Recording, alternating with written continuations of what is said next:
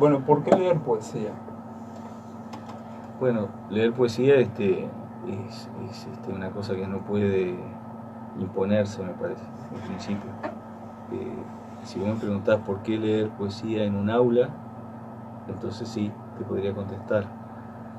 Me parece que leer poesía forma parte de algo más amplio, digamos que es leer literatura, leer ficciones y leer todo aquello que pueda despertar la imaginación y la creatividad de los alumnos, ¿no? Que los pueda incitar a pensar otras cosas, a salir de la realidad asfixiante que por ahí pueden tener. Hace mucho asistí a una entrevista, una especie de congreso que se hizo en Buenos Aires sobre Saint-Exupéry, y me sorprendió porque una de las cosas que se valorizaron ahí de Saint-Exupéry era la idea de la evasión.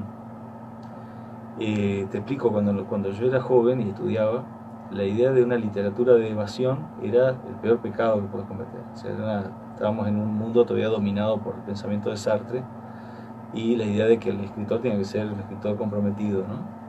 Entonces la idea de literatura, evasión era la mala palabra.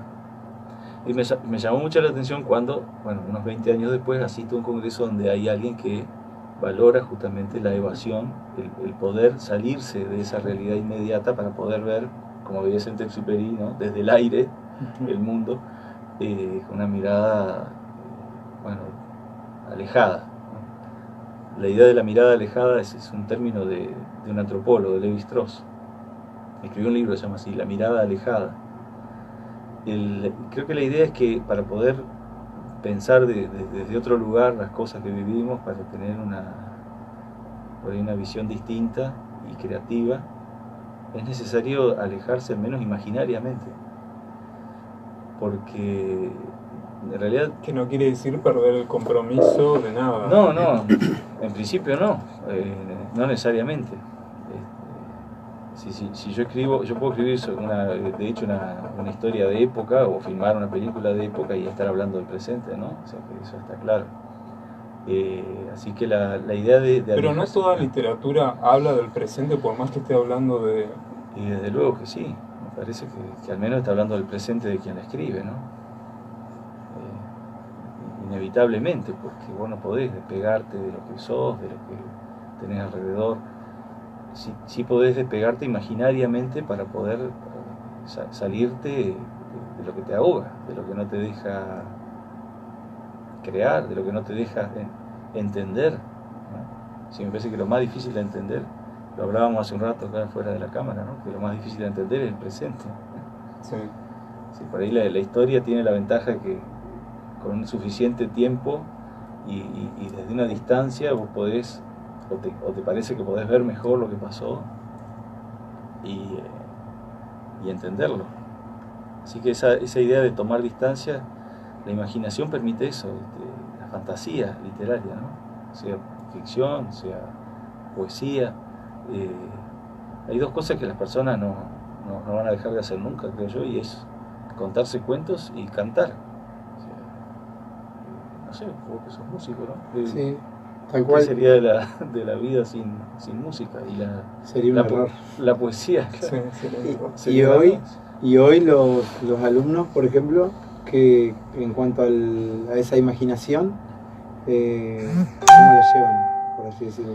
Bueno, ahí entramos en una situación ya compleja, depende qué alumnos, en qué contexto, pero hablando muy en general, me parece que muchos alumnos tienen dificultades para leer, pero a pesar de eso les encanta que les cuenten historias, ¿no? Así que sí, les encanta, pero en general adhieren a una historia, se pegan, se focalizan en una historia si vos se las empezás a contar con un poco de cariño. Así que por ahí es útil, me parece, hacer uso de la palabra oral, ¿no?, mucho en el aula, para contar historias, ¿no?, y para recitar poesías, si viene el caso. El efecto de recitar poesía muchas veces es muy superior, mucho más magnético que el efecto de leer poesía en el aula. Pero para eso se requiere que, al menos el profesor, pues tenga en su memoria un poco de texto, ¿no? Sí. Y yo he visto muchas veces eso, muchísimas veces, no solo con alumnos, con todo tipo de público. Sí, una cosa es leer, ¿sí? Estás leyendo, bueno, hay una atención dispersa, pero cuando dejas el libro y te enfrentás y mirás al público y le decís el poema, cambia todo. Y el ejercicio ese de la lectura en los alumnos, digamos, con respecto al compromiso de justamente de lograr el magnetismo. Vos decís que ellos lean. Ajá. Pero que a su vez, que al margen de la lectura, que exista ese proceso, que hay intermedio. Ajá. Sí, yo lo que quiero decir es que, con esto que estaba explicando, es que me parece que hay que distinguir entre el interés por la literatura, que puede ser oral, ¿sí? y la experiencia de leer, ¿no? Eso hablaba un poco en el texto. En el texto, sí. Yo creo que hay una diferencia porque evidentemente no son muchos los jóvenes que realmente se acercan, o los niños, ¿no? que se acercan al libro, que leen. Sí. Creo que por razones muy sabidas, ¿no? Por la cantidad de toda la facilidad. Yo lo veo en mi hija, yo tengo una nena de 7 años y medio, que está aprendiendo a leer, pero el atractivo que tiene la pantalla, YouTube o la televisión o videos de distinto tipo que ella puede captar, hace que eso la aleja del libro, ¿no? Eso lógicamente que es algo que está, ¿no? Muy difícil es muy difícil no sé si de cambiar, porque no sé si el imponerse y decirle, bueno, tantas horas de pantalla y después libro, no sé si funciona, no sé si le va a generar más rechazo. Así que en definitiva prefiero en este caso que ella elija. Ella sabe que puede acceder a los libros, yo le leo, le cuento historias o le muestro que está tal libro, pero por ahora, hasta ahora ella está en una etapa en la que prefiere, me parece que eso debe ser la realidad de la mayoría de los niños, se me ocurre, no sé, a lo mejor no es así, pero se me ocurre que sí. Eso contrasta con mi niñez, que era una niñez lectora, porque la lectura no era lo único que había, estaba la televisión, pero la televisión era en blanco y negro y las cosas que nos gustaban eran muy pocas, ¿no? A los chicos.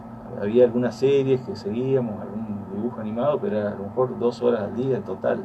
El resto eran todos programas para grandes, aburridos. La televisión empezaba, si no recuerdo mal, como a las 10 de la mañana, o sea, a la noche no había nada, a la mañana temprano tampoco, era blanco y negro, ¿entendés? Entonces no era una cosa tan atractiva, no existía la internet, así que ¿qué quedaban? Los libros, ¿no? O las historietas. Las historietas lógicamente que nos fanatizaban a nosotros, porque era lo distinto, donde estaba la imagen.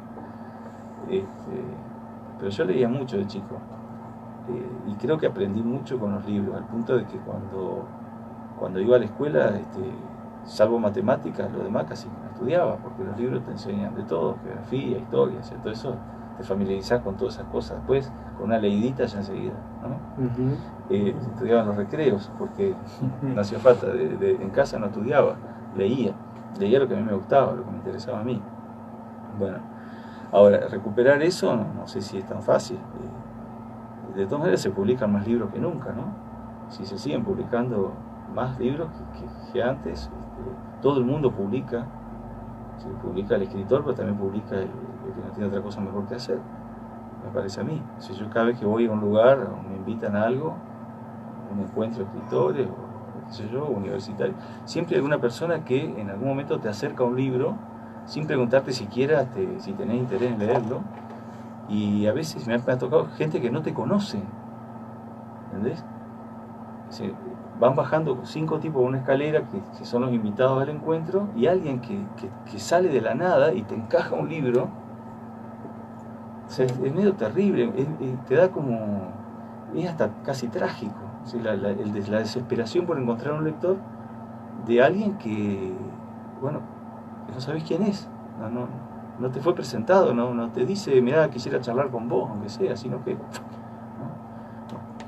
Entonces hay una superabundancia de escritores o de gente que publica libros, llamémoslo así, en contraste con la cantidad de gente que lee, que me parece que no es tanta, ¿no? bueno, eso que hay un desfasaje, Sí, una de las tantas locuras del mundo que vivimos. Pero por ahí lo que noto es que el mundo es muy similar actual a como son los celulares, que se llaman multitarea, que están haciendo muchos procesos a la vez. Entonces, en cuanto a la lectura, creo que en la música también ocurre que todo se mira un poquito una canción, un poquito un texto. Entonces es difícil que hoy en día la gente, esto concierne particularmente a la lectura, que se sumerja en esa obra. De igual forma ocurre con la música, digamos, o hasta con el cine. Todo se ve por pedacitos. Claro. Y se viene construyendo desde chicos eso, y más grandes también, digamos. Sí. Ocurre eso, que todo es un poquito. Lo fragmentario. Y a su vez de eso fragmentario, lo que se lee también es escueto en cuanto a contenido en general. Entonces ahí hay una ruptura. Ahora, ese fragmentarismo es sucede porque al ver algo te resulta ya familiar, lo identificás con algo ya conocido y no querés avanzar porque decís, bueno, esto ya lo vi, ¿o no? No, creo que es al contrario. Se lo ve como cuando ves que algo requiere o sea, en general noto que la gente cuando requiere que piense un poquito, o lee una noticia, hasta una noticia, ya tiene que ver cómo pasó, el porqué, ya está. Yeah. Se quedó con lo que hablamos y se quedó con el título. Una lectura se quedó con ese poquito. Una canción se quedó con el estribillo. Puede ser, sí. Sí, hay demasiada información, ¿no? Demasiado bombardeo de información. Ahora, a mí lo que me sucede es que lo que les suelo decir a algunos alumnos que me consultan. El otro día me preguntó un alumno si había alguna versión al castellano buena, confiable, de la Divina Comedia de Dante. Y entonces le dije, mirá, hay muchas versiones, pero no hay ninguna versión buena, ni la puede haber, porque en realidad es un libro que hay que leerlo en el original, y más que leerlo hay que estudiarlo. Es un libro que hay que estudiarlo. Si vos querés entender la Divina Comedia, imagínate que necesitarías muchos años para estudiar ese libro, se te tiene que gustar de verdad. Si no, cualquier versión en prosa, incluso un resumen, te puede servir si lo único que querés es tener una idea general, una información. Si te basta con eso, bueno, listo, ya está. Ahora, si no, si querés realmente leer la Divina Comedia, sumergirte en eso, captar algo de esa esencia, aunque sea un poquito, tenés que estudiarla. Por suerte hoy el acceso al texto es fácil, es decir, lo encontrás en internet. Es posible que encuentres el texto y las notas que necesitas. Porque antes escribieron un lenguaje hasta cierto punto cifrado, ¿no? Está lleno de alusiones y de cosas que no emergen a primera lectura. Pero yo creo que hay, así como todavía hay estudiosos de Dante, ¿no? Yo asistí en Buenos Aires a una lectura Dantis, hecha por una especialista, una profesora, que explicó un canto del Purgatorio, que yo no conocía, o si lo había leído me lo había olvidado. Entonces hizo primero una lectura lineal del texto en italiano. Les puedo asegurar que no entendí ni siquiera una palabra, no entendí nada, ¿no? Teníamos el texto ahí, pero era como si estuviera escrito en jeroglíficos egipcios. Y después empezó a explicar, verso por verso, ¿no? El entramado de alusiones. No es uno de los cantos más divertidos del Purgatorio, de los más interesantes, pero bueno, al completar la lectura, que duró 1 hora y media, lo volvió a leer y ahora entendimos, no sé si todo, pero una buena parte. Ahora, sí, evidentemente hay gente que está dispuesta a hacer ese trabajo, ese esfuerzo. La sala estaba llena, o casi llena, así como hay gente que lee a Umberto Eco, ¿no es cierto? No solo las novelas, que son más o menos divertidas, sino los textos ensayísticos de Eco, que son densos, requieren un esfuerzo intelectual tremendo. Digo yo, porque Eco es un autor que vende, ¿no? Muchísimo, un bestseller, a pesar de que son bestsellers incluso textos como Lector in Fábula o La estructura ausente, o el que estoy leyendo ahora, que es maravilloso, se llama Kant y el ornitorrinco, que me costó muchísimo encontrar. Es un libro de semiótica. Empieza diciendo en el prólogo que Kant nunca se enteró de la existencia del ornitorrinco. Dice, pero al ornitorrinco le convendría saber algo de Kant. Empieza así. Al menos, dice, para resolver su problema de identidad. Porque no sé, ¿Y ni Kant por qué tendría que saber de la existencia del ornitorrinco? No pudo saber porque... ¿Pero era tan importante que él sepa de eso? Bueno, todavía no llegué a la parte que debería explicar eso, aunque estuve ojeando un poco. Parece ser que el ornitorrinco es el ejemplo más claro de algo que desafía lo que vos creés que es posible en el mundo. Si vos construís tu mundo de representaciones, dentro de los cuales hay cosas posibles y cosas imposibles. O sea, es posible que vos viajes en ómnibus desde Concordia a Paraná y que el colectivo se llueva, ¿no? Me pasó hace poquito. O que un chico meta, como me contabas, en una línea urbana, el pie en el... Se le quede agarrado el pie en el piso Sí. Bueno, esas cosas no deberían pasar, pero que pasan. Pero el ornitorrinco es un mamífero que pone huevos, tiene pico de pato y patas palmeadas y cola de castor. Los primeros ejemplares que llegaron a Europa fueron tomados por bromas. Creían que un taxidermista había agarrado un castor, le había pegado un pico de pato, ¿entendés? Hasta que empezaron a llegar más ejemplares y noticias desde Australia, y hasta que hubo que admitir que ese animal existía, que era en serio, de verdad, sí, no era un invento, ¿no? Es decir, que la realidad, por un lado, desafía tus esquemas. Bolsonaro sería el ornitorrinco en este caso. O sea, suceden cosas que vos decís, no, esto es imposible que suceda, y sin embargo sucede, por una parte, ¿no? Y por otra parte, si serían lo que Eco llama las líneas de resistencia de lo real.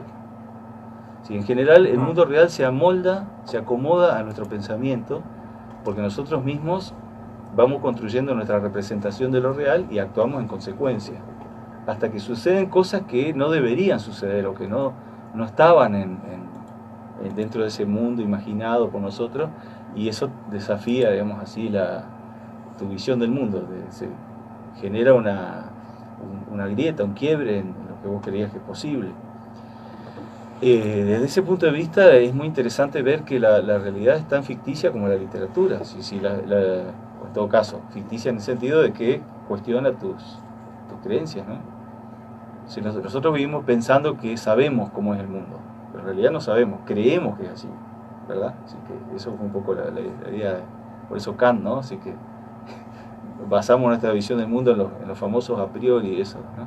Si ya llevamos nuestra mente no es un espejo que refleja el mundo, sino que más bien es un mundo en sí mismo, nuestra cabeza que va, y dentro de ese mundo de nuestra cabeza hay cosas que encajan perfecto del mundo exterior. O sea, el colectivo que llega hasta acá, hasta la Bianca, etcétera, existe de verdad, no es que esté solo en tu cabeza, pero... Aunque no parece que va a llegar, llega. Pero... llega. Claro, digamos, el hecho es que yo lo que propongo, lo que creo es que compartir literatura con las aulas y en general en otros lugares, no necesariamente áulicos, ¿no? No es fácil porque la gente siente resistencia, pero es lindo, es decir, es agradable y puede entusiasmar. Yo no sé si después ese alumno va a leer, ¿no? Ese chico que escuchó un cuento, una poesía, va a ir a buscar el texto. A lo mejor sí, o no, pero hay que pensar que no sé, el grueso de nuestra cultura se transmite oralmente, aún hoy, ¿sí? No desapareció, que, o sea, nosotros tenemos como tres etapas, Sí. ¿no? Una etapa de pura tradición oral hasta que llega la escritura, ¿no? Que la escritura en términos de la historia humana o de la prehistoria humana es un invento reciente, no tiene más de 5.000 años, frente a los 200.000 que parece que tiene nuestra especie en el planeta. Y durante esos 200.000 no había escritura, así que todo se transmitía oralmente. Y si vos te pones a pensar cómo aprendiste la mayor parte de las cosas que haces de tu vida diaria, ¿no? Vestirte, subirte a un colectivo, no lo leíste en un libro, ni lo viste por internet, sino que te lo explicaron o lo viviste a través del ejemplo de los mayores y de tus mayores, ¿no? Y eso es la tradición, esa es la tradición. La tradición es eso, Sí. no es... la gente, vos decís tradición y piensa en un gaucho con boleadoras, pero Yo no tengo ninguna boleadora en mi casa, ni soy gaucho, no necesito eso. Si la tradición es todo lo que vos has ido aprendiendo por pura compartir la vida con tus mayores y por escucharlos hablar, y el lenguaje es una tradición, ¿no? La lengua que hablamos, ¿verdad? Digamos, el prestigio de la escritura es tal que la gente dice, a ver, en realidad, ¿cómo se dice tal cosa? ¿Y cómo la decís vos? Y así, y bueno, así es como se dice. No, pero ¿qué dice la Real Academia? ¿No? Bueno, pues la Real Academia no legisla en la lengua, solamente da alguna sugerencia a los escritores, pero no te puede enseñar cómo hablar, porque lo que te enseña a hablar es tu comunidad. ¿Ah, sí? Ustedes que han estudiado lingüística, así que lo que te enseña a hablar es tu comunidad. La lengua entonces es una tradición y se transmite por vía oral. Y como eso... ¿sí? Hablando de tradición, hay en Occidente una larga, si diré, tradición en contra de la lectura y en contra de la escritura. Sí. Empezando por Platón. Sí, en realidad Platón no se opone a la lectura y a la escritura. Bueno, se opone en términos un poco irónicos, porque él escribía y leía, ¿verdad? Así que era un gran escritor. Si un escritor habla en contra de la escritura, está el texto en el Fedro de Platón, efectivamente. Platón dice que la escritura lo que va a enseñar a la gente es olvidar, o peor, aprenderse las cosas de memoria. Él usa dos verbos distintos. Uno es, digamos, recordar en el sentido pleno. La anamnesis es lo que ya se traduce como la reminiscencia, el recordar algo vivido, ¿no? Y en cambio la hipómnesis es como la memorización, lo que se aprende de memoria como un logro, ¿no? Sería eso. Entonces él piensa que la escritura es un mal porque la gente leyendo un libro va a creer que sabe, y lo único que va a saber hacer es repetir lo que otros dijeron. Y no es lo mismo repetir algo que otro dijo que creerlo de verdad o haberlo vivido. Asimilarlo. El lenguaje, una cosa es el lenguaje que expresa tu experiencia de verdad, y otra lo que estás hablando por la boca de otro. Bueno, pero Platón escribía libros, así que todo este cuestionamiento de la escritura... Y nuestros grandes referentes espirituales eran ágrafos. Claro. Salvo Jesús, que escribió algo en la tierra. En la tierra. En la arena.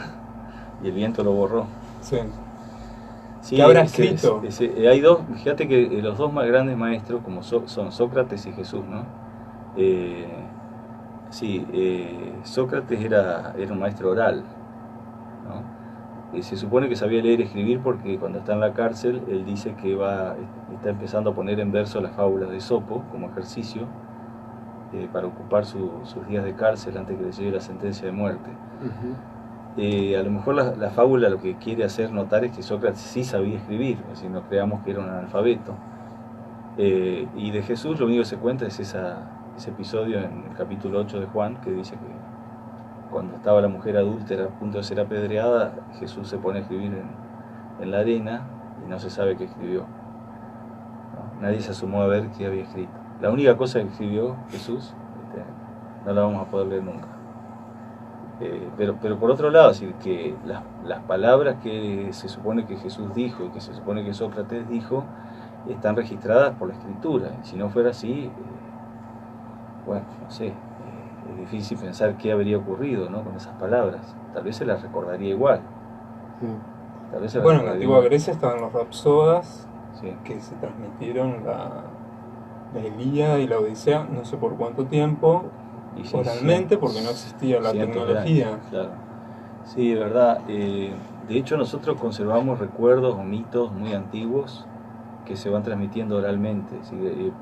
Yo no creo que una persona analfabeta aún hoy pueda prescindir de mitos. Seguramente recuerda cosas que sucedieron hace miles de años o que les dicen que sucedieron hace miles de años. Es posible que si no hubiera existido Platón para Sócrates y los evangelistas para Jesús, algo de toda esa enseñanza hubiera igual sobrevivido por tradición oral. Puede ser, es posible, no es imposible.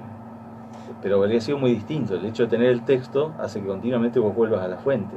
De hecho, ¿qué fue la Reforma protestante? ¿Qué fue?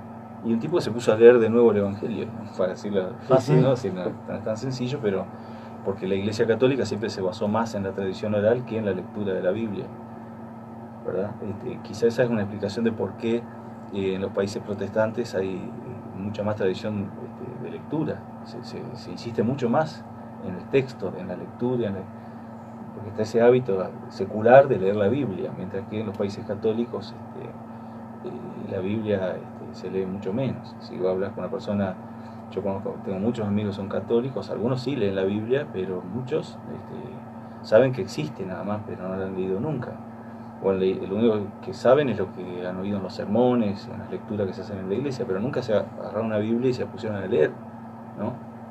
A pesar de que es un libro apasionante, ¿no? O sea, es un libro, hasta diría yo, completamente rupturista y en muchas partes directamente pone en jaque la idea misma de la existencia de Dios, con el libro de Job, ¿no? Por ejemplo. Al menos la existencia de un Dios. Dios está. Sí, está. Pero un Dios que premia y castiga. Desafía, te pone a prueba. Es un Dios injusto, es un Dios malvado, un Dios cruel. El Dios de Job. Yo nunca entendí el primer mandamiento. Amarás a Dios. Ajá.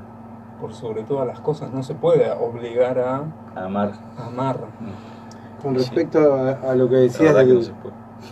Con respecto ama a esa mujer, ¿no? Así no funciona. No. Con respecto a lo que decías del compromiso de culturas y demás con el texto, y con respecto a lo otro que también mencionabas de la interpretación anteriormente del texto en italiano, había escuchado una anécdota, la escuché ayer en una entrevista de un artista que decía que estudió filología para poder empezar a comprender música, poesía y cine que veía, pero más que nada el texto escrito, leer las letras y poder analizar esa, digamos, tener un compromiso con el texto. Y creo que esa ausencia creo que por ahí la palabra compromiso no sé si es la adecuada, llamémosle el amor por la obra, es algo que se está acrecentando cada vez más, esa falta, la misma, por ahí va a sonar cursi, pero la misma falta de amor que hay en la sociedad con el otro es la falta que hay con la obra, sea la obra que sea. Entonces creo que por ahí ayer me pareció increíble, me pareció una demostración de amor escuchar, bueno, fue otro que escribía en consonantes, un pariente del que te comenté, que decía que se quería seguir metiendo en el idioma y quería seguir analizando las palabras, entonces se metió, bueno, a estudiar eso, filología, para poder estar con ese compromiso con la obra, con el texto. Qué interesante, ¿no? Esto que dijiste de estudiar filología. Fíjate que uno de los más grandes, no sé, por decir, rebeldes de la cultura occidental ha sido Nietzsche, que era un filólogo. Él se presenta al principio como filólogo, un tipo que estudia el lenguaje. Cuando se me ocurría mientras vos hablabas, ¿no? Si nosotros nos ponemos a pensar un poco en nuestra lengua, que hablamos todos los días, las palabras que usamos, sin necesidad incluso de estudiar mucho, solamente con reparar en cómo están formadas las palabras. Imagínate una palabra como prejuicio. ¿Qué es un prejuicio? ¿No? Todos sabemos lo que es un prejuicio. Yo tengo un prejuicio contra las personas que, no sé, se hacen la raya al medio, ¿no? No me gustan las personas, bueno, o no me gustan los que usan pantalones rotos. Tengo un prejuicio. Pero el que usa los pantalones rotos o se hace la raya al medio puede ser una excelente persona. Bueno, pero yo ya tengo el prejuicio. ¿Qué es un prejuicio? Es un juicio ¿no? Eso es un juicio hecho sobre algo que no conoces. La palabra es perfecta. Está formada por un prefijo, ¿no? Y por una palabra juicio, y el armazón es perfecto. Nosotros lo usamos todos los días sin pensar en eso. Si vos te pusieras a pensar cómo está armada cada palabra que usás, te trabarías a cada rato, o sea, no podrías seguir el hilo de la conversación. Conversar, cualquier palabra que agarres que vos ves que está formada por partes que se pueden desarmar, si te pones a pensar en eso, descubrís que está bien hecha en general. La lengua está bien hecha. ¿Quién la hizo? La comunidad. No la hizo la Real Academia, ni la hizo el poema del Cid, la hicimos nosotros. Y la vamos haciendo todos los días y rehaciendo, transformando, cambiándola. Y la usamos generalmente bien. En general la usamos bien. Cuando falla, es decir, se nota, cuando usas una palabra por otra, porque te trabaste, porque tuviste un lapsus, porque se te cruzaron 3 ideas a la vez, se nota y el otro generalmente la nota, ¿verdad? El interlocutor. Y a veces es significativo también el error. Sí, tal cual. Es como no mirar al cambiar el acorde, cuando ya lo sabes. Y cuando le errás, está ese lapsus. ¿Viste cuando los tenés aprendidos? Claro, sí. Puede pasar, claro. Y a lo mejor queda bien.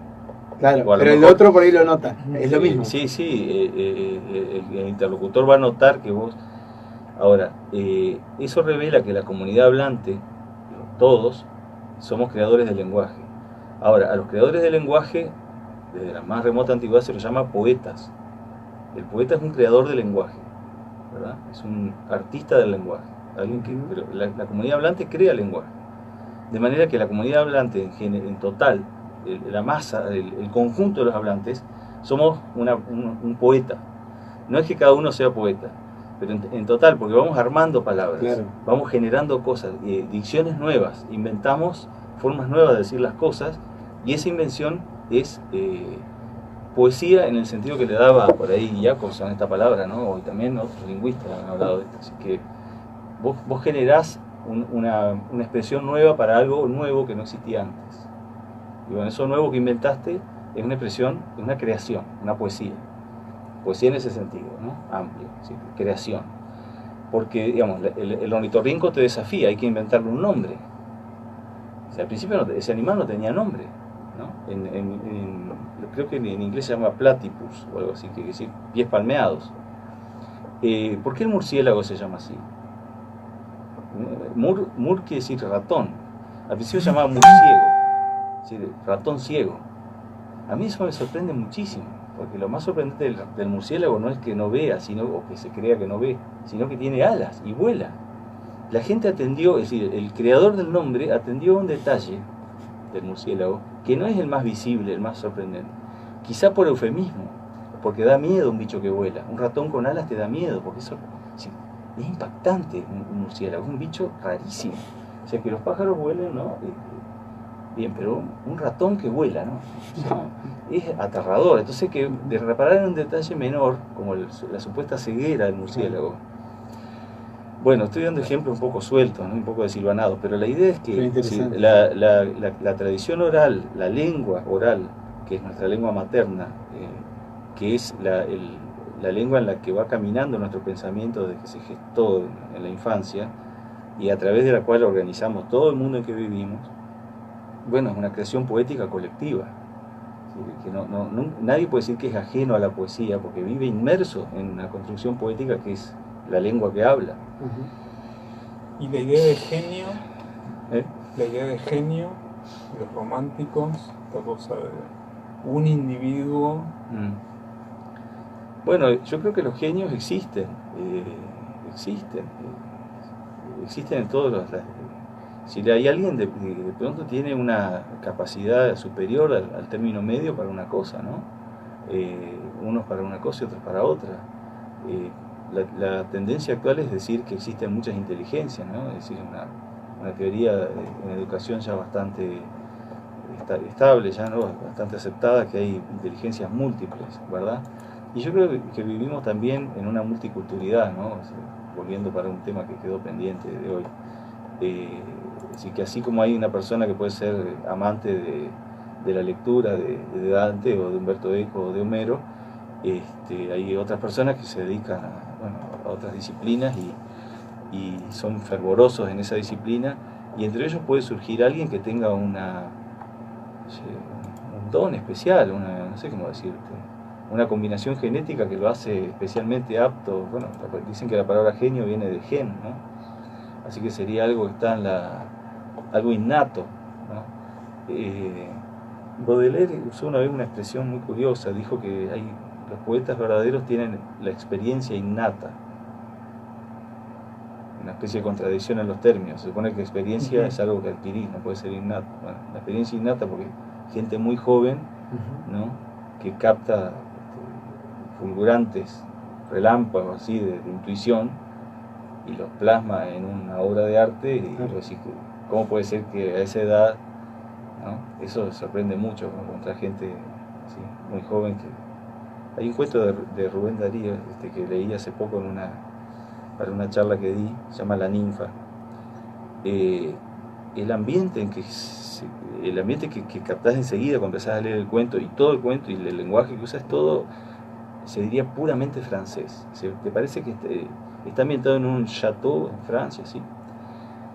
El que escribió ese cuento, cuando lo escribió, estaba en Nicaragua, nunca había salido de Centroamérica, después viajó a Chile, pero nunca había pisado París, ¿entendés? El tipo tenía 22 años o 21 cuando escribió el cuento.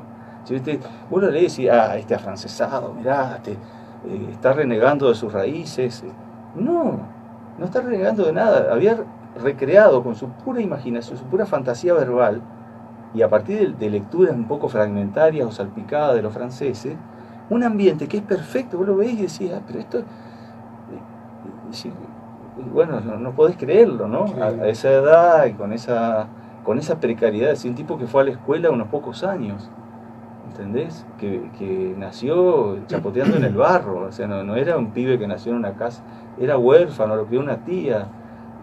Fue a la escuela porque tuvo la suerte que esa mujer lo mandó, pero no sé si existe el genio, pero sí existe el tipo que, bueno, tenía algo en su cerebro, no sé, en su genética, que lo predisponía a la creación literaria.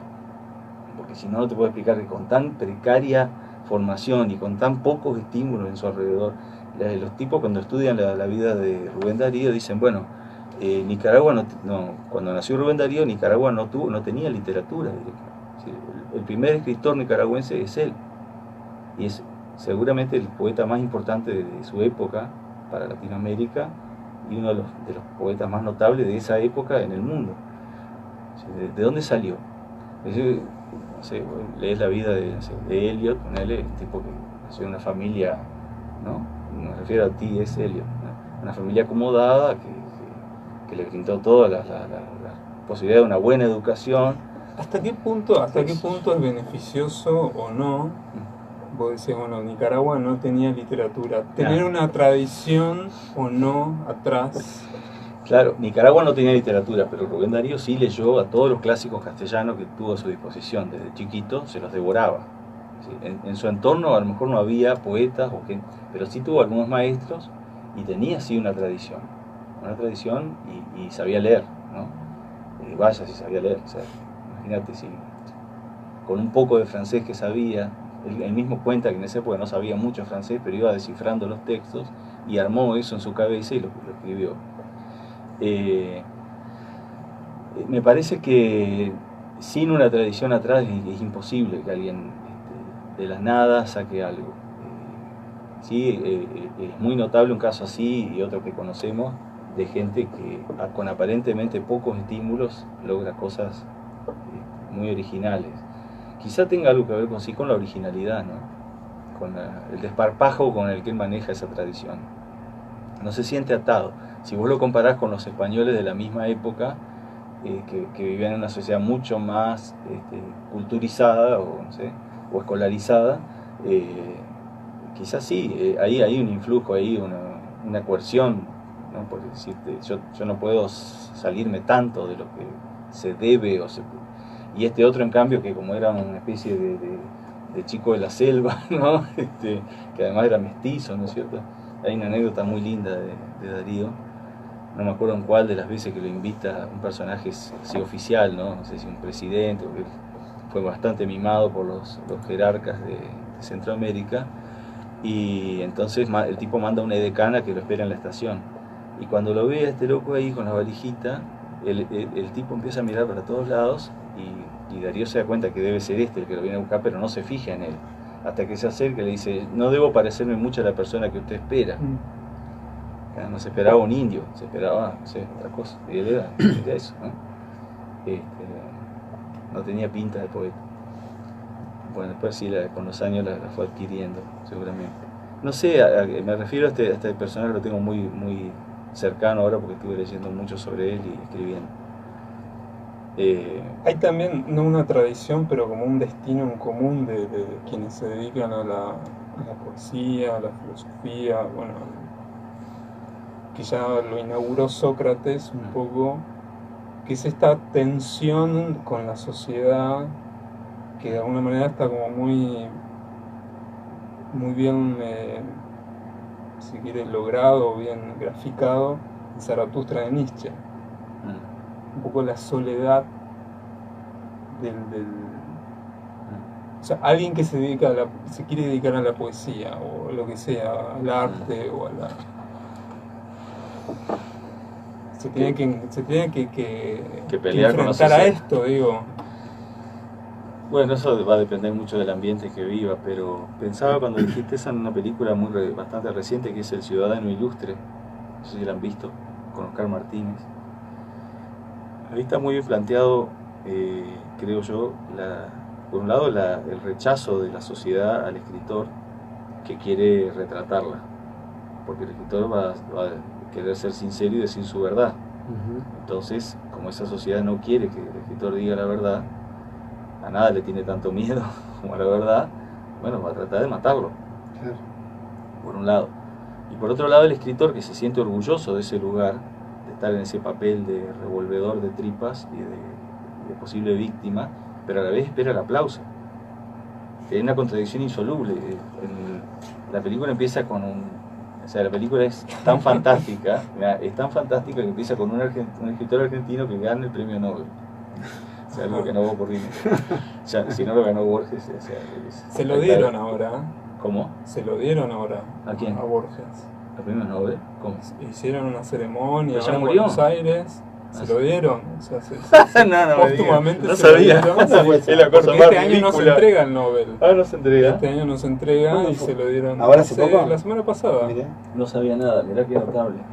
Es el colmo ya de la hipocresía o sea, no, si mandaron la cagada del siglo, tiene que aguantársela. Y sí. Ya está. O sea, no le dieron el premio a Borges. Bueno, Borges bánquensela. decía, a nadie se le niega un premio. Sí, en una entrevista Borges dijo que no darle el premio Nobel era parte de las tradiciones suecas, de Suecia. Bueno, dejemos eso. El tema es que me perdí. Empieza con el tipo que gana el premio Nobel y hace un discurso delante del rey y de la reina de Suecia y todos los personajes ahí. Un discurso completamente antipático, diciendo que si le dieron el premio Nobel eso quiere decir que él es un escritor cómodo, un escritor que ya no inquieta. Un discurso muy izquierdista, rupturista, todo lo que vos quieras, transgresor y antipático para los personajes estos. O sea que da un discurso como para que lo lapiden, ¿entendés? Y después que termina, se queda mirando al público, esperando el aplauso, hasta que lo aplauden. Después de un largo silencio inquieto, la gente lo aplaude y recién ahí lo respira aliviado. Pero estamos en una contradicción total. Si yo te digo a vos un montón de cosas desagradables, no voy a esperar que me aplaudas. O sea, si espero eso, estoy un poco loco. Pero el aplauso de la gente a la vez significa, creo, que la gente valora lo que el tipo dijo, no como una verdad que él está diciendo, sino como un lindo armado literario, ¿no? O sea, está bien dicho tu discurso. Lo que está diciendo nos ofende, pero no importa, está bien dicho, por eso te aplaudimos. O sea, es una cosa esquizofrénica. Yo creo que era más honesto lo que pasaba en la antigüedad con Genófanes, ¿viste? Viene a decir, en realidad los dioses de Homero no existen, el único dios es un dios que es como una esfera, que no se parece a nosotros. Y tuvo que huir porque si no lo liquidaban por decir eso. ¿Entendés? Era, me parece, más honesta la reacción así de repudio social ante alguien que venía a socavar los mismos cimientos de tu vida. Bueno, no sé, yo creo que sí hay una tensión, o puede haberla, pero que hoy en día o sea, me parece que el respeto por las convenciones es más fuerte. Yo creo que vivimos en una época sin libertad. Sin libertad. Y sin libertad de palabra, o sea, con una muy restringida libertad de palabra. O sea, el tipo tiene que ganar el premio Nobel para poder decir eso, ¿no? En la película. En general, uno vive limitado. Hay muchas cosas sobre las que ya no se puede bromear. ¿Te das cuenta? ¿No? Hay muchas cosas sobre las que antes se hacían chistes, ahora ya no se puede. Porque enseguida te entras en el territorio vedado y sos mal tipo. Creo que hay muchas cosas sobre las que no hablamos y somos muy hipócritas. O sea que es una libertad engañosa la que vivimos, porque supuestamente vivimos en una época de libertad, no hay censura. Mirá, el otro No día hay charlaba con dictaduras. un colega, es decir, profesor universitario, y me decía que cuando él le manda mensajes a sus alumnos por correo, la plataforma virtual o lo que sea, no les puede decir alumnos, porque debería decir alumnos y alumnas, y tampoco eso, debería decir alumnes, entonces opta por ponerle estudiantes, a los estudiantes. Entonces, si eso no es censura y autocensura, o sea, que quieren corregir la gramática con el lenguaje inclusivo, como si eso cambiara de verdad las relaciones entre hombres y mujeres, que yo creo que pasa por otro lado, no por creer que el lenguaje es machista o alguna estupidez así. A mí me parece que es un ejemplo de esto. Sí, esto no lo puedo decir, así no se puede decir, ¿no? De esto no puedo decir, no es políticamente correcto, entonces no lo puedo decir porque si no ofendes a alguien. Yo creo que vivimos en una especie de libertad. Pero vos no crees que, por ejemplo, la democracia en una sociedad no democrática se tiene que imponer por la fuerza la democracia en ese caso? ¿Cómo? A ver, ¿cómo vas a imponer la democracia por la fuerza? Claro, te impones por la fuerza, sí. Sí, impones la libertad te ordeno que seas libre. Claro, la democracia puede ser una coerción en ese punto. Es curioso eso. Eso ya se habló hace mucho. No me acuerdo quién lo denunciaba. Si fue Oscar Wilde, me parece. Si no fue Oscar Wilde, le pegan el palo. Cuando vos lees, por ejemplo, las cosas que escribía Aristófanes en Atenas Democracia, decía, esto sí era democracia. El tipo podía cuestionar no solo al gobierno y burlarse del gobierno, que además financiaba el espectáculo que él daba, ¿verdad? O sea, Aristófanes presentaba una comedia. ¿Quién armaba todo el espectáculo para que hubiera comedias? El Estado. Él se burlaba de los gobernantes del Estado y se burlaba del sistema de gobierno democrático. ¿Verdad? ¿Quién se atreve hoy a hablar en contra de la democracia? Por supuesto que Bolsonaro. Nadie. Bueno, Bolsonaro, ahí tenés un tipo de... Pero no es que haga falta, no es que yo crea que esté bien hablar contra la democracia, pero puede haber una dictadura... Contra la concepción de democracia hoy en día. Una dictadura, digamos así, no, entre comillas, no vamos a usar mejor un término tan cargado de horror, ¿no? Pero sí hay una presión social para que vos no digas ciertas cosas, no hables de ciertos temas, te cuides de lo que vas a decir. Entonces, hay una... La democracia actual es la que está cargada de horror, me parece. Bueno, sí, el horror es parte del hombre, pero digo que la palabra dictadura nos devuelve a una época que verdaderamente no se puede comparar. O sea, hay gente que cree incluso que vivimos una especie de dictadura, y yo creo que eso es, los que dicen eso o se olvidaron o no vivieron en aquella época, porque no se imaginan lo que es verdaderamente tener miedo que vivíamos nosotros, ¿no? En los tiempos de la dictadura militar, ¿sí? Miedo a leer, miedo a hablar, miedo a salir a la calle, miedo a llevar un libro. Bueno, yo creo que esa palabra mejor, por eso digo, dejémosla. Sí. Pero sí creo que hay una coerción social hacia ciertas maneras de hablar que no... Hay miedo hoy. Hoy existe miedo en un montón de cuestiones. Por lo menos no miedo a que te maten o que te metan preso o que te torturen, como sucedió en esa época. Sino miedo a que te aíslen, a quedar mal, a que te retiren el saludo. Bueno, hay mucha gente que ya sabemos que hay un mal social hoy, ¿no? Que es esa ruptura que se da entre amistades, dentro de las familias, por cuestiones que son un poco... me parece a mí de menor cuantía, pero bueno, eso es... Son un dogma. Parece ser que hay casos históricos, ¿no? El otro día un amigo me decía que lo mismo pasó en la Francia, en la época de Balzac, en la Francia post-napoleónica, así que después que Napoleón, definitivamente confinado, había una mitad de la sociedad que seguía creyendo en Napoleón y queriendo que vuelva, ¿no? A pesar de que el tipo había hecho un desastre. Si te pones a ver lo que hizo Napoleón, es curioso que Napoleón tenga buena prensa en comparación con Hitler, ¿no? O sea, nadie va a defender a Hitler, sin embargo hay gente que todavía cree que Napoleón fue un gran hombre. Eso me parece realmente curioso, o sea, porque, viste que la historia es caprichosa un poco, seguro. Bueno, dejémoslo a Napoleón tranquilo, porque quiero decir que había una grieta así, parece, en esa época en Francia, entre los que eran bonapartistas y los que eran anti-bonapartistas. Y también... Sí, es como parte de la condición humana, ¿querés decir? No lo sé.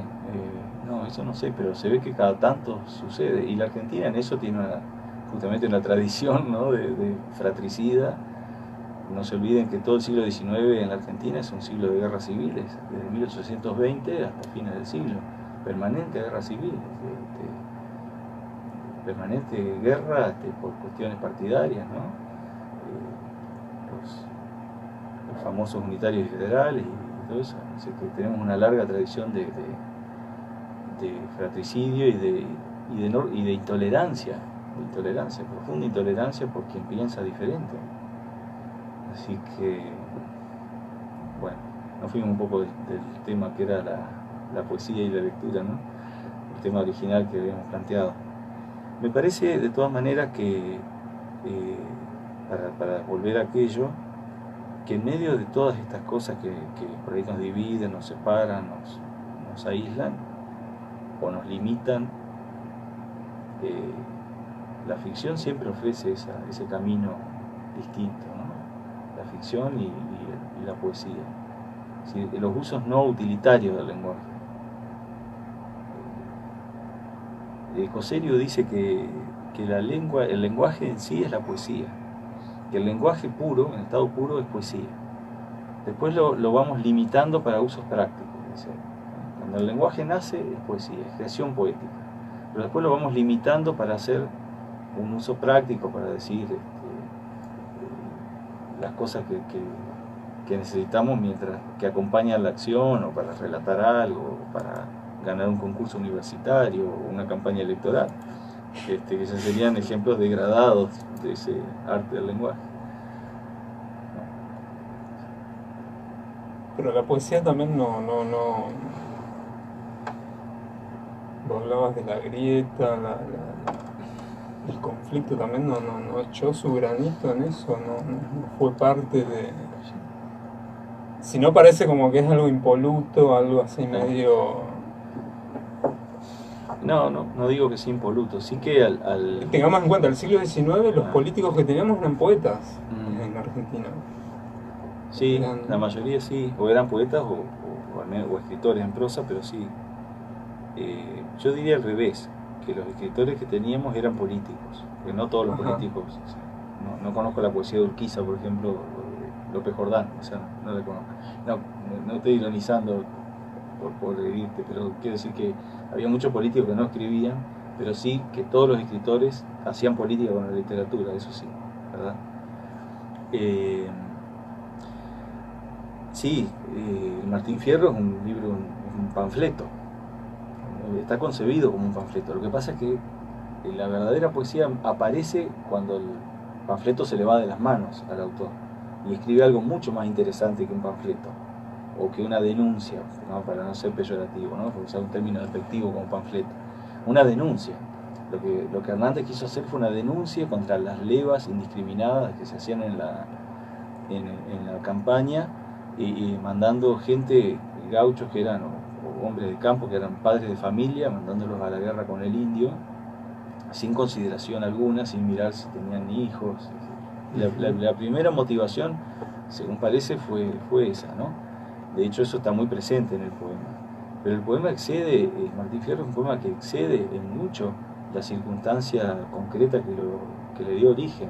Si no, sería algo que ya no leeríamos más, porque ya no hay más levas ilegales ni hay más guerra con el indio, ¿no? Es que si seguimos leyéndolo, porque fue mucho más allá de eso, encontró expresión para problemas mucho más raigales de la sociedad que vivimos, porque creó algunos tipos, ¿no? Algunos personajes típicos o que se hicieron típicos a partir de él, que son, de alguna manera, están vigentes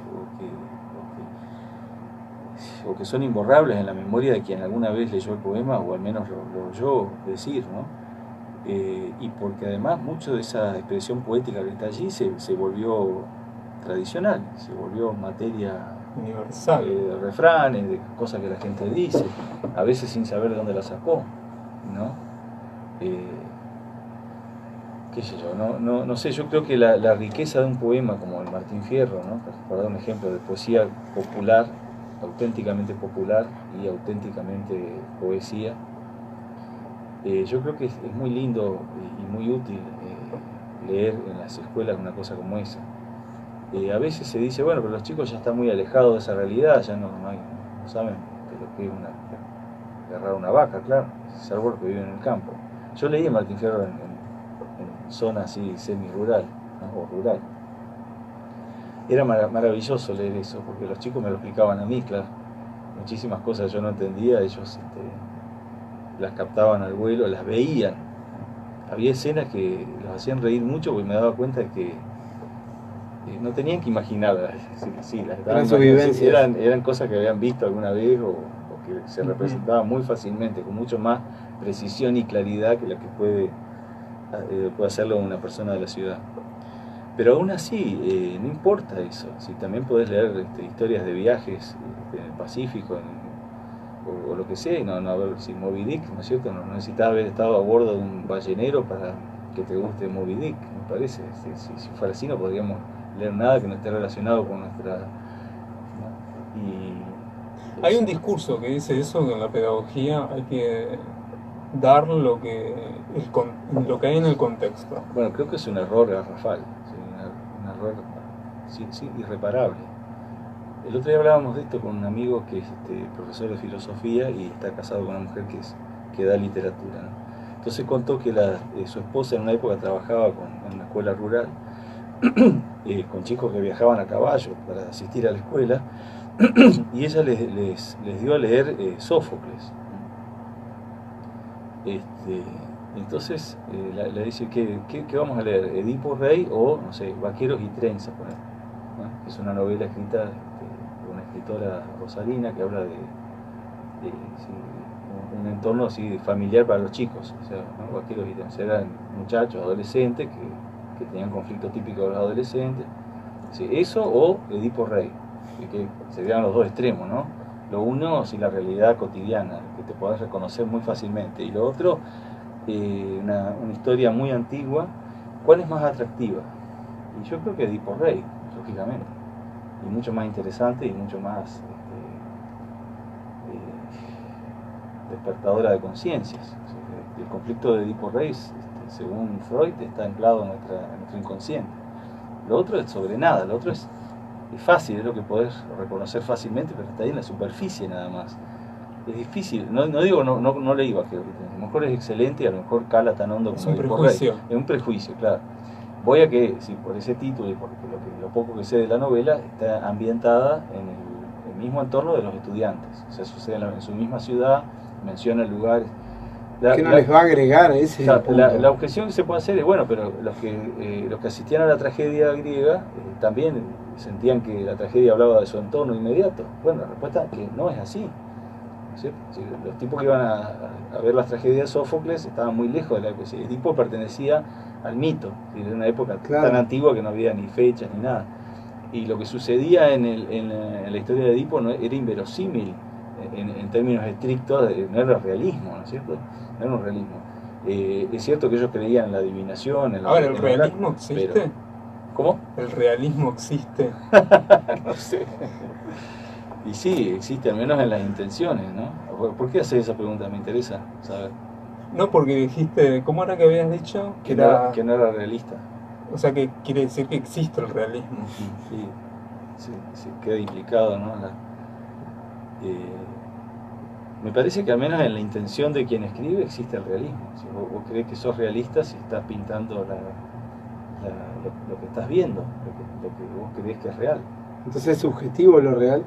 Y sí, claro, por lo menos intersubjetivo. Entre todos construimos la realidad, ¿no? Como la verdad. Claro, porque si vos pensás en esto simplemente, José, que cuando vos ves algo, lo que percibe tu ojo o tu oído, ¿no? Lo que percibe un infante que todavía no habla, imagino que es una masa indiferenciada de percepciones. Ahora, yo distingo, en mi ojo distingo tu cara, la cara de Fernando, y sé que vos te llamas José, que se llama Fernando, y sé quiénes son cada uno, más o menos sé qué hacen, sí, cómo piensan.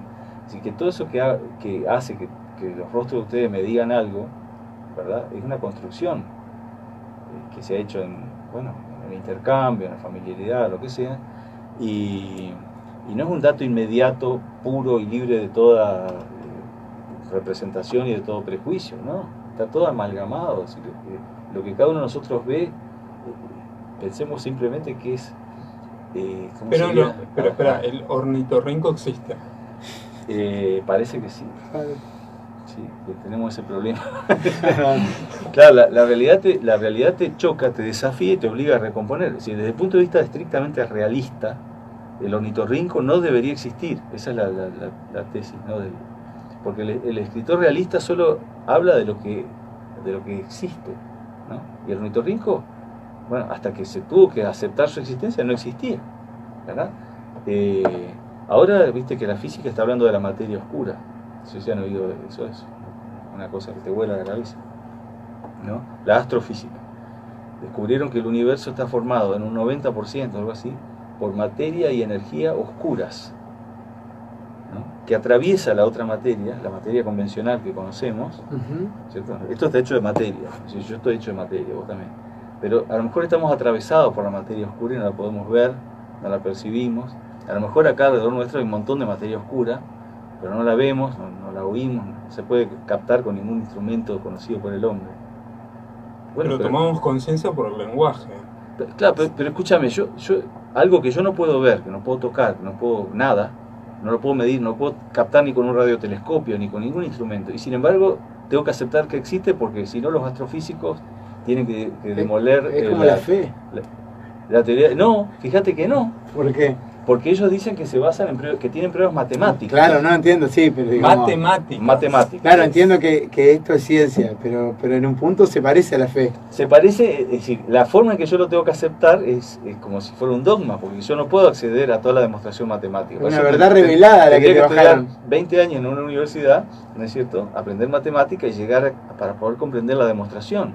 De todas maneras, hay algo de lo que ellos explican que sí lo puedo entender. Ajá. Sí. Explican que pudieron medir la velocidad de las estrellas exteriores de la galaxia.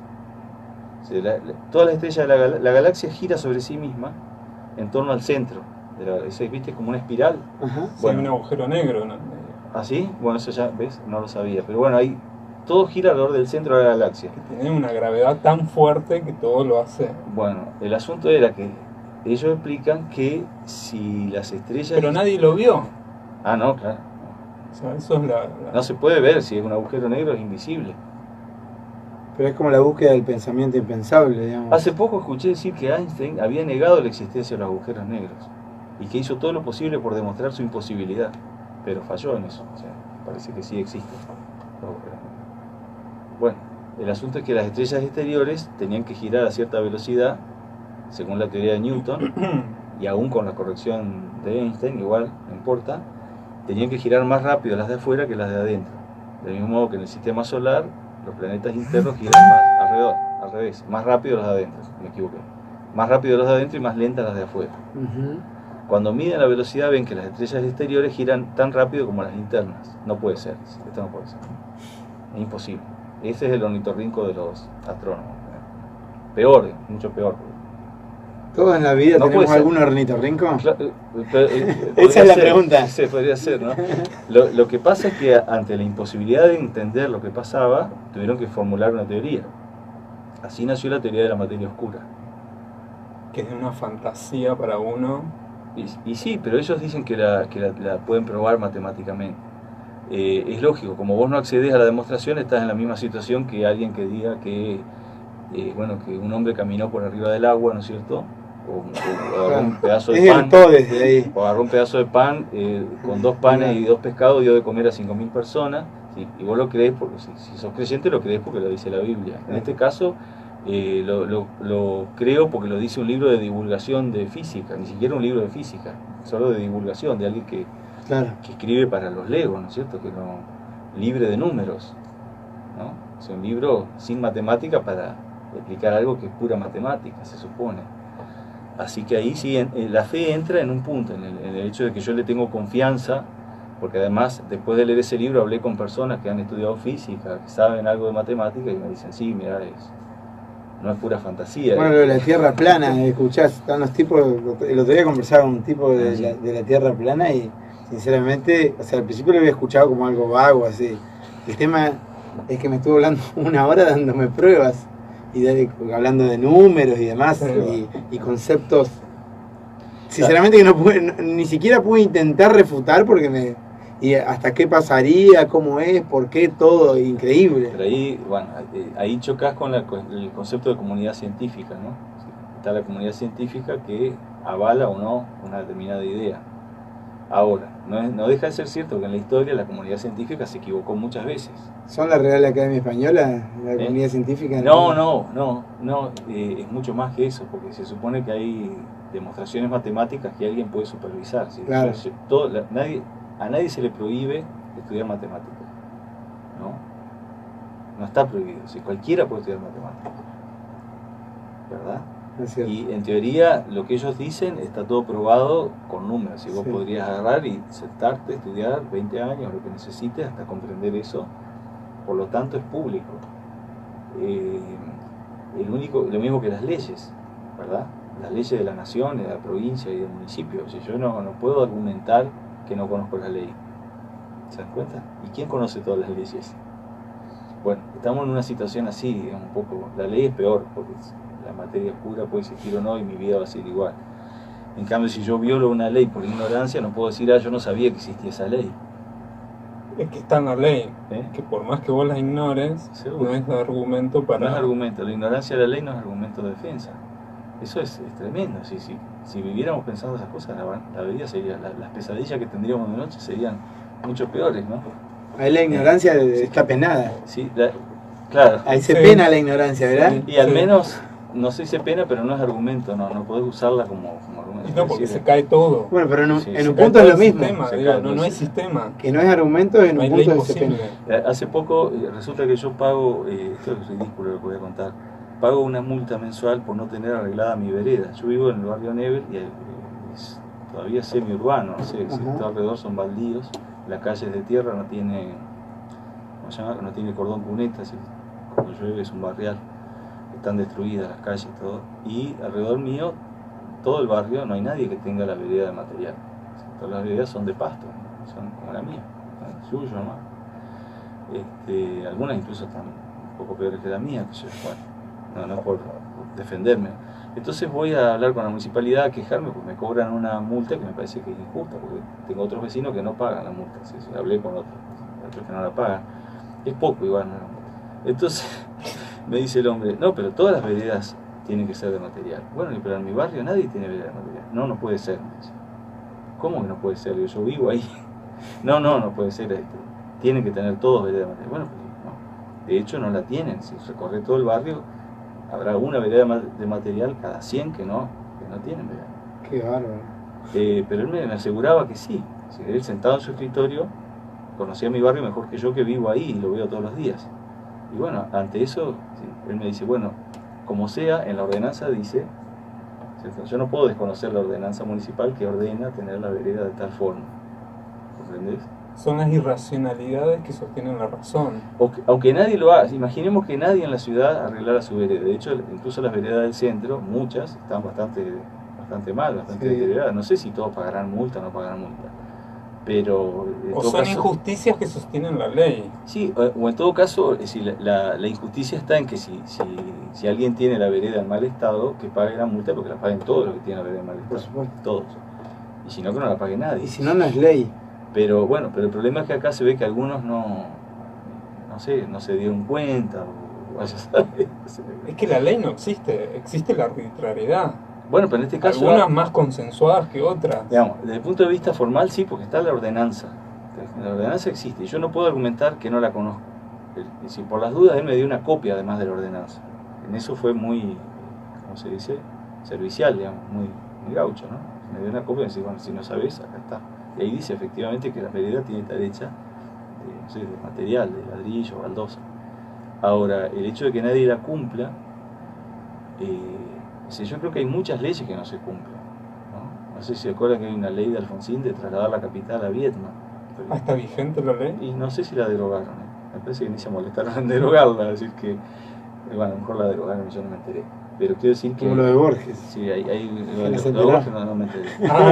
Pero me parece absurdo. Bueno, de todas maneras... ¿Lo de la capital o lo de Borges te parece absurdo?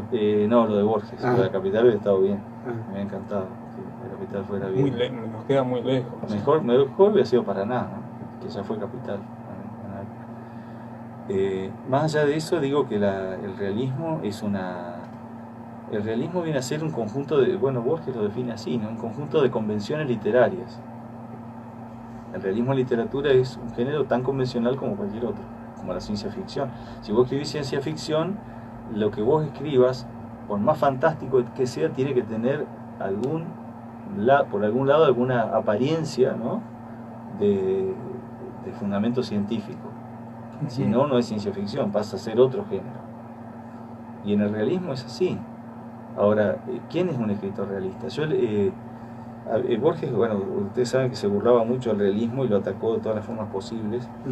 Y en un momento habla como ejemplo del realismo, habla de Pérez Galdós, un novelista español del siglo XIX.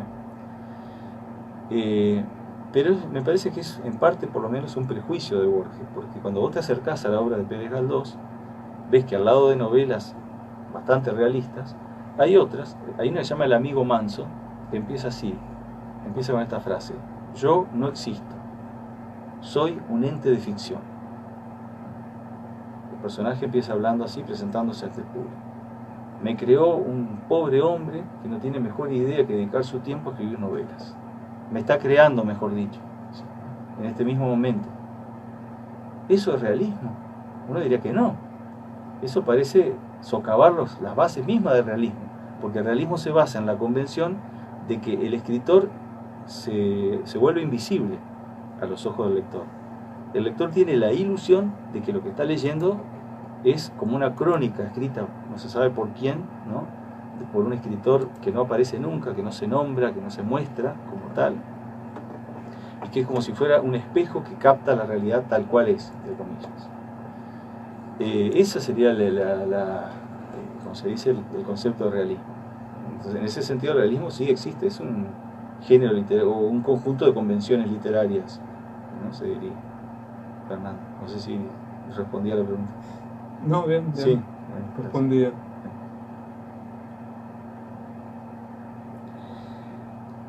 Lo que pasa es que la realidad es fantástica, en algún punto, ¿no? Es loca, hay algo no racional. Creo que se equivocó Hegel cuando decía lo real es racional, lo racional es real. Creo que ahí la pifió. Sí, yo esa frase nunca la entendí, seguramente porque no conozco suficiente Hegel, ¿no? ¿Qué quiso decir? O sea, ¿qué entendía él por racional, qué entendía por real, ¿no? La frase me parece ilógica. Si fuera así, no podríamos soñar de noche. O sea, qué cosa más irracional que los sueños. Sin embargo, ¿no? Sin embargo, existen los sueños. Sí, los sueños forman parte de la realidad, existen. Mientras vos estás soñando, lo que soñás existe. El problema que tenés es que al despertar y querer transformarlo en palabras, lo más interesante del sueño se te suele escapar. Y los sueños están muy relacionados con la ficción literaria, ¿no? Bueno, el primer género literario, decía Borges. Ah, sí, el sueño. El sueño es el primero. No había escuchado eso. Cuando vos pensás en Sábato dice en alguna parte que el escritor es alguien que sueña por los otros también, que trata de plasmar sus sueños en forma comunicable. Qué buena frase. Sí. Dice, el escritor es alguien que ha contraído el monstruoso deber de soñar por todos. Sí, cuando nosotros hablamos de ficciones como si fueran cosas reales, es lo mismo que si habláramos de sueños, pero son sueños compartidos. No digas sueños compartidos. ¿No? ¿Por qué? ¿Está mal? Dije algo que no debía. ¿Ves? No. Libertad vigilada. ¿Qué aludo a algo? No sé. No, mejor no aclaremos. No tengo idea de qué. Denota algo. Viste que el lenguaje denota otras cosas al sentido que uno le quería dar. Hay una institución que... mira. Sí. No sé nada. Bueno, pura inocencia, desconocimiento de la ley en este caso. Claro. No puedo argumentarlo.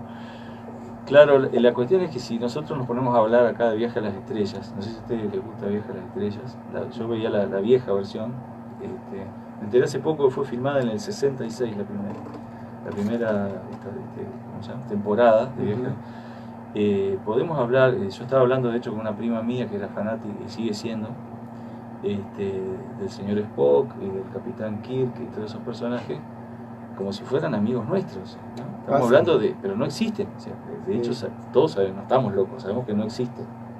Existen los actores, pero los personajes no. O sí. O sea, supongamos un actor que sube a un escenario a representar una obra. Pongamos que representa, me acuerdo de un actor acá que, ¿cómo se llama? Barranca Abajo, ¿no? El uruguayo, no sabe. Florencio Sánchez, ese Barranca. No, Barranca Abajo, sí, Florencio Sánchez. Entonces el tipo contó después, representó la escena final y contó después que había dejado de representar la obra porque le afectaba a él personalmente. ¿No? Se metía tanto en el personaje que le había empezado a afectar psicológicamente la dicha de ese pobre hombre, ¿no? Representó la escena final esa, ¿no? El tipo ve un nido hornero y se quiere ahorcar y el nido hornero no deja atar la soga y lo quiere tirar abajo y no puede, y dice, es más difícil romper el nido de un pájaro que el nido de un hombre. Bueno, con esa escena termina la terrible obra. Entonces, mientras el tipo está ahí representando eso, por un rato deja de ser el actor y pasa a ser el personaje, ¿no? Y después vi una actriz que en un momento decía, si yo cuando estoy actuando he dejado de ser quien soy para ser ese personaje, si ese personaje no existe, ¿quién fui mientras tanto? Mientras estoy actuando, ¿no? Si encarno a Lady Macbeth y no lo soy, ¿qué soy entonces? Porque tampoco soy, dejé de ser yo por un rato, me encarné en ese personaje para poder. Después de ahí pasamos a otra cosa muy ligada. Nosotros estamos siempre representando un papel en la sociedad, ¿no? Bueno, debajo de todos esos papeles, ¿quién somos? ¿Quién es cada uno de nosotros? ¿Es algo o no hay nada? Sí. Y el autor que es todos. ¿Y el autor? Que es todos, a su vez, todos los personajes que crea. Que se desdobla, que se encarna en todos ellos. Si el ideal del realismo sería que el autor no aparezca nunca y solo estén los personajes. Entonces crear la ilusión de que esos personajes existen. Pero nosotros todo el tiempo hablamos de personajes como si fueran seres reales, ¿no? De la ficción literaria, del cine, de que queramos. Y evidentemente nosotros, eso no nos choca porque nosotros mismos representamos muchos papeles y la vida es como un gran teatro. De manera que la literatura no nos puede afectar, se nos puede volver un poco más locos de lo que ya estábamos, pero no mucho más. Y a la larga es terapéutica, ¿no? ¿O no? Sí. No sabemos, eso ya es un poco aventurado. Sí, ahora. Tiene un poco como cuando lo que le llaman que existen los viajes astrales, es como una especie de un viaje a un lugar, digamos. Bueno, en el texto que decías hablabas un poco de los mundos, digamos, que conduce cada... ¿Cómo era eso? Digo que en el texto que vamos a publicar, en la descripción que escribiste, hablabas un poco de la ficción y demás que conduce a un lugar, un texto, y creo que así como existen los llamados viajes astrales, hay un viaje a un lugar. ¿Viste? Entonces, sí. Ese lugar es interesante, pero a su vez tiene que existir esas ganas de ir ahí.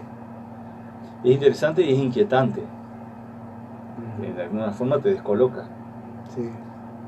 La lectura que verdaderamente te hace crecer es esa, la que te saca de tu lugar, ¿no? Te interpela. Te interpela, te hace ver, te sitúa en cosas que no tenías previstas, o te desacomoda un poco, ¿no? Si la lectura va a valer la pena, tiene que desacomodarte, me parece, en general, ¿no? Son las lecturas que quedan en la memoria. También pueden ser peligrosas, de hecho. Como lo de Nietzsche que decía. Nietzsche, sí. Ahí encontré una vez en una librería un letrero que decía la lectura es salud, la lectura alarga la vida. Y bueno, pero también la lectura puede perturbarte, te puede enfermar, te puede hacer mal. Yo me estaba acordando algo, Alejandro, cuando pusiste lo de Nietzsche. Que hace mucho tiempo, no me acuerdo en qué año que fuiste director de la Borges, que yo había hecho una página web en aquella época, en la época de las clases públicas, que de hecho después empecé a investigar y fue la primera web de alguna manera, tenía noticias, no existían los diarios digitales ni nada. Claro, fue en 2002, sí, 2001. 2001. Ya empezó en 2001. Y bueno, y la cuestión es que me acuerdo que, mirá cómo es, recién me acordé en el texto algo que me dijiste en ese momento. Yo, se me dio por compartir libros ahí en la página. Había libros para descargar, bueno, algunos libros. Y yo te había comentado los libros y vos me habías dicho, por la duda no pongas de Nietzsche porque bajan los de primer año, segundo año todavía. Me acuerdo que me puntualizaste eso. Imagínate un libro como El Anticristo, sí. Es un libro terrible. ¿Cómo puede ser que lo encuentre en las góndolas de los supermercados? Si un chico de 12 años puede leer eso, ¿no? ¿Y qué puede pensar? Si pudiese encontrar uno de Coelho y lo lee cualquier otra persona. Bueno, eso es peor. Eso es peor porque te deforma el gusto. Voy a que no siempre la lectura es algo tan mansito como por ahí nos quieren hacer creer, ¿no? La lectura puede ser algo terrible, te puede afectar, te puede enfermar, te puede dejar. Bueno, hay un libro que fue un bestseller hace, 10 años que se llamaba Más Platón, menos Prozac. Sí, me acuerdo. No lo leí. ¿Vos sí? No, pero ya título, por el título claro. Uno decía como que la salud está de un lado, digamos, ¿no? Y la filosofía te puede curar sin necesidad de tomar tanto. Claro. Antidepresivo, lo que sea. No, si querés estar tranquilo, más Prozac. Claro. Si no querés estar tranquilo, filosofía, Platón. Claro. No sé, yo lo que quiero decir es que la lectura no es algo inocuo necesariamente. Me parece que como todos estamos un poco enfermos, ¿no? Porque vivimos en el mundo, somos humanos.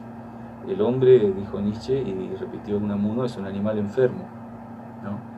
Unamuno decía que el hombre es un animal enfermo porque hasta guarda a sus muertos. Qué enfermos estamos. ¿Para qué pueden servirnos? Decía él. ¿No? Los otros animales se deben horrorizar del hombre, además de tenernos miedo. Si pudieran pensar, nos verían con lástima. El hombre está obsesionado por muchas cosas, sobre todo por la neurosis, ¿no? Y por el miedo a la muerte y por todo lo que eso genera. De manera que no es que nosotros leyendo algo tremendo nos vamos a volver locos, sino que ya estamos locos, de alguna forma, ya tenemos un problema. Ser hombres, ser humanos, es de alguna forma, no sé si decir un problema, pero es difícil. Ser humano es difícil. Creo que ser gato es más fácil, o ser... ¿no? En el sentido de que yo miro la vida que hacen, por lo menos las gatas que están en casa, y es una vida, a mí me parece aburrida. Lo único que hacen es comer, dormir, de vez en cuando pelearse, pero no mucho más. Y lo planteó un gran poeta italiano, ¿no? Romántico, Leopardi, ¿no? Giacomo Leopardi. Escribió un poema que se llama Canto nocturno de un pastor errante del Asia. Entonces el pastor está llevando sus ovejas a pastar y ve en medio del desierto la luna en el cielo y empieza a hablar con la luna y a preguntarle qué hace ahí, ¿no? Si no se aburre estar ahí arriba todo el tiempo, y empieza a considerar los tres reinos que él está viendo: el reino de la luna, el reino de las ovejas y el suyo. El hombre está en el medio, entre los seres celestes que nunca cambian y los animales que viven una existencia completamente, animal, ¿cierto? Es decir, biológica. Se limitan a comer, dormir, necesitan un refugio contra los depredadores o contra los vientos del desierto. Y en cambio el hombre nunca está conforme, y cuando tiene todo lo necesario para no morirse, y tiene alimento y refugio, lo asaltan otras preocupaciones, ¿no? Pero el poema termina diciendo que a lo mejor eso es una ilusión que él mismo se ha creado, poniéndose en una especie de lugar de privilegio, y que quizá también la luna sufre y también los animales, y termina con este verso lapidario, dice que cualquiera sea nuestra suerte, dice, è funesto a chi nasce il dì natale, el día del nacimiento es funesto para todo aquel que nace. Leopardi era de los míos, un pesimista, ¿cierto? Completamente negro. O sea, uno mira, no todo Leopardi, pero hay una parte de su poesía que es, cala bien en el fondo, digamos así, de una visión trágica del universo, ¿no? Que hay veces que es muy saludable, ¿viste? Yo en eso estoy muy en contra de las personas que, bueno, en contra de la creencia, no de las personas, pero sí de la creencia. Soy muy amigo de algunas de esas personas, pero la creencia de que el mundo es todo bondad, todo amor y todo luz, porque no podemos negar la oscuridad, así como no podemos negar la materia oscura de la que hablamos hoy, haciendo un juego de palabras, ¿no? Pero no podemos negar toda esa parte violenta y oscura del mundo, porque aunque no queramos, está ahí igual. Eso es parte no del realismo, sino de la realidad, que es otra cosa. Digamos, el miedo a la muerte, por ejemplo, es algo que uno puede pensar o tratar de no pensar, pero va a estar siempre, en algún lado está. Lo que hace una poesía de este tipo, o lo que hace muchas veces la narrativa o el teatro, ¿no? Es traer todos esos miedos a la conciencia. No estoy diciendo nada nuevo, esto lo dijo Aristóteles, ¿no? Ya en la antigüedad, cuando estudiaba la tragedia griega. Yo creo que la pregunta que él se hacía era esta: ¿por qué la gente va a ver un espectáculo que te hace llorar? ¿No? ¿Por qué voy a ir a ver una tragedia si voy a salir del teatro angustiado? Y lo mismo pasa con mucha literatura, con mucho cine que leemos, que es triste, ¿verdad? ¿Por qué la gente mira una película que tiene un final triste? Incluso sabiendo, no es que lo toma de sorpresa, ya sabe que va a haber algo que le va a hacer llorar. Y la respuesta es la catarsis, ¿no? Así que la catharsis, la idea de que vos, a través de la ficción, lográs traer a la conciencia algo que está en vos. No es un miedo que te enchufan para amargarte la vida, sino que es un miedo propio, o una angustia propia, o una ansiedad, o lo que fuere, que la literatura o la ficción hacen emerger, traen a la luz de la conciencia. Y la traen no en crudo, sino de una manera que podés, de alguna forma, ¿cuál sería la palabra? No sé si entender es la palabra, ¿no? Si volver inteligible la existencia. Me parece que esa es la misión del arte.